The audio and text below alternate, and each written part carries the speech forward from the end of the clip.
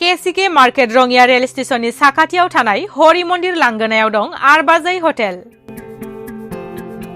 बे आरबाजै हटेलाव गोबां रोखोमनि बर' हारिमुजों गोरोबफ्लेनाय बायदि रोखोमनि ओंखाम ओंख्रिफोरखौ जानो हागोन। थांनाय 12 मार्चनिफ्राय जागायजेनदों आरबाजै हटेलखौ।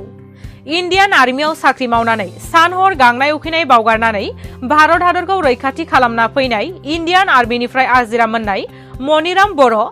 अनसुलि बिसि मैना बर'मोना जयै खुलिनाय जादों। मनिराम बर'आ फोरमायदों दि आं सिगांनि समाव इन्डियान आर्मियाव साख्रि मावनानै हादरखौ सिबिबोबाय। हादर सिबिनायनिफ्राय बिदाय लानानै दा आं हारि सिबिनो लादों आरो रंगिया ओनसोलाव बर'नि हारिमुजों गोरोबनाय जानाय लोंनाय आइटेम गोनां मोजां हटेलनि गोनांथिलाय बेखौ नोजोर लाखिनानै आरबाजै हटेलखौ खुलिनाय जादों। लोगोसे खावलायदों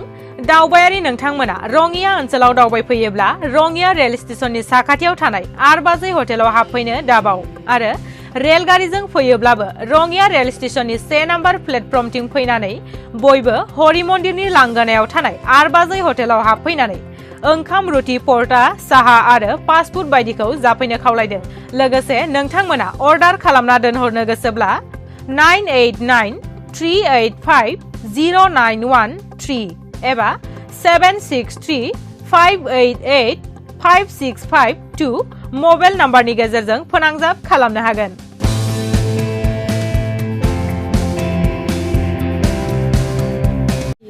गोदान हटेल खुलिनो थांनाय मार्चनि 12 तारिखनिफ्राय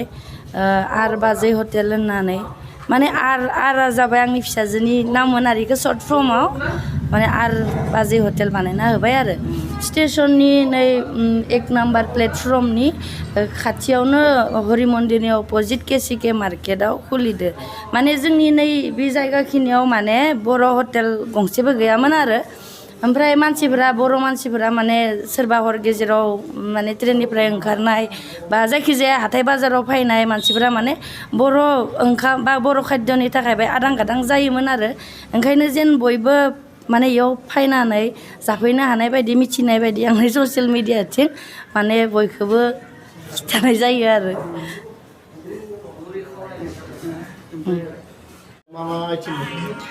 माने बर'नि गासैबो माने अनला ओंख्रिनिफ्राय सबाय ओंख्रिनिफ्राय मैद्रुनिफ्राय गासैबो मोनगोन। ना गोरान बाथोन आरि गासैबो मोनजोबगोन आरो माने अमा बा चिकेन मटन सबखौबो मोनगोन। इनिफ्राय लोगोसे चाइनिस फुड आरि माने चाउमिन रल आदि माने सब मोनगोन आरो बेफोरखौबो बानायजोबनाय जागोन आरो माने उन्दै जेनेबा सेंग्रा सिख्ला गथ'फोरा सोरबा बेफोरखौ इसोरनि थाखाय फेभरेट ना ओमफ्राय इसोरखौबो साननानै माने लोगोआव बेफोरखौबो लाखिफादो आरो चाइनिस फुडफोरखौबो लाखिफानाय जादों आरो नाफाम बाथोनबो बानायनाय जागोन माने गोदान नालाय जोंबो एक्सपिरियेन्स गैया माने लासै मोनसे बारायलांबाय थादो आरो जोंनि गोरों गोरा बर' मानसि फैनायफोरा मोनसे माने जोंखौ आयदा होलोङो फोरोंलाङो हटेलनि माने माबोरै माने जानाय लोंनायनिफ्राय साब सिखुननिफ्राय सब माने माबालाङो बुजायलाङो नालाय बेफोरखौबो लानानै जों माने मोनसे आयदा लानानै माने गावबो सोलोंलांनाय बायदि जादों आरो स्टेशननि बेसेबां गोजान जायो डिस्टेन्सआ स्टेशन रडनिफ्राय हमना ला बेसेबां 200 मिटार होनदों नोंसोर आन्दाज खालामलायदो स्टेशननिफ्राय नैबे मेन माने स्टेशननि मेन गेटनिफ्राय 200 मिटार जागोन खाथियाव माने हरि मन्दिर दङ आरो हरि मन्दिरनि अपोजिट जायो। नोंथाङा जिहेतु गोदान हटेल खुलिबाय बाजै माब्लानिफ्राय खुलिनाय आरो खुलुमबाय आं रायजोफोरखौ आं 12 तारिख नैबे 12 तारिख थांनाय माहनि 12 तारिखनिफ्राय अपेनिं खालायदो आरो आंनि बबे जायगायाव रोंनिया रेलवे स्टेशन एकदम 1 नाम्बारथिं हरि मन्दिरनि अपोजिट KCK मार्केट होनना बुङो आरो बे जायगाया लकेसना मा आइटेम मोननाय जादों बेयाव जोंनि बर' हारिनि गासै आइटेमखौनो मोनगोन अमानिफ्राय लाथानिफ्राय मैगं मैद्रु सबाय मैगं अनला खारै